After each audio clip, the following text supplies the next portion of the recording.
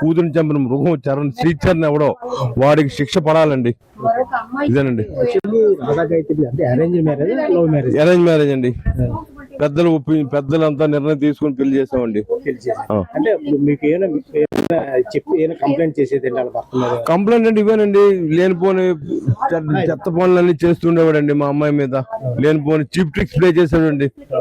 ఇంకేం లేదు. మా అమ్మాయిని ఎదుర్కోలేక, మా అమ్మాయికి చాలా తెలివైన పిల్ల, మా అమ్మాయి చాలా ఇదైంది అండి. మా అమ్మాయి చాలా ఇదైంది. మా అమ్మాయి తాలూకు ఇది ఎదుర్కోలేక వాడు చీప్ ట్రిక్స్ ప్లే చేసేవాడు. వాళ్ళ ఫ్రెండ్స్ ముందు బ్లేమ్ చేయడం, తర్వాత ఆఫీస్లో కొలీగ్స్ ముందు ఇచ్చేయడం, తర్వాత ఎవరైనా రిలేషన్ ముందు ఇచ్చేయడం, ఇటువంటి పిచ్చి పిచ్చి పనులన్నీ చేస్తుండేవాడు. అమ్మాయి చనిపోయిన మీకు ఎన్ని గంటల్లో సమాచారం ఉందండి? అమ్మాయి చనిపోయిందంటే ఏ టైంకి చనిపోయిందో మనకు తెలియదు కదండి. వాడు 8:10కి నాకు ఇచ్చాడండి మెసేజ్. ఫోన్ చేశాడు మామయ్య గారు ఇలాగా, అంటే అత్తయ్య గారు ఫోన్కి ఫోన్ చేసి, మామయ్య గారు ఇలాగా గాయత్రి స్పృహ లేకుండా కోల్పోయింది, మీరు అత్తయ్య గారు వేరు రావాలి, అదే ఎక్కడ డెహ్రాడూన్. వాడు వెళ్ళడం అయితే ఋషికేశ్ హరిద్వార్ అని చెప్పాడు. తర్వాత డెహ్రాడూన్ అది వెళ్ళడం ఏంటి, మేము ఎక్సెప్ట్ నలుగురు వెళ్తా ఉన్నారు, లాస్ట్ మినిట్లోనే ఇద్దరే వెళ్ళారు.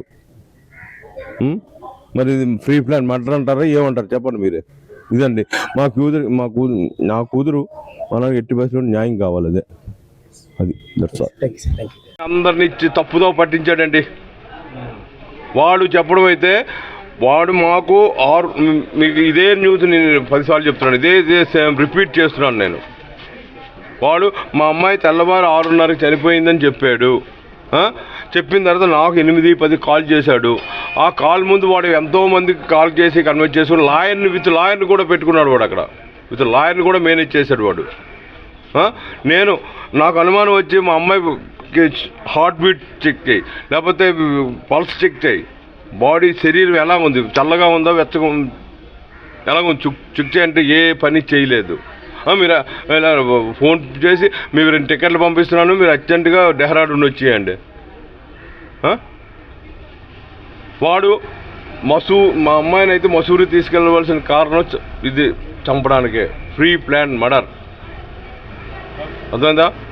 వాడు ప్లాన్ చేసి మర్డర్ చేయడానికే తీసుకెళ్ళాడు. వాడికి శిక్ష పడాలండి. వాడికి నడి రోడ్డు మీద శిక్ష వేసినా నాకు సంబంధం లేదు. నడి రోడ్డు మీద శిక్ష వేయాలనుకుంటున్నారు. సమాజం అందరి ముందు ఉరి తీస్తే వాడికి ఇటువంటి మృగాలు మళ్ళీ పుట్టుకురావు.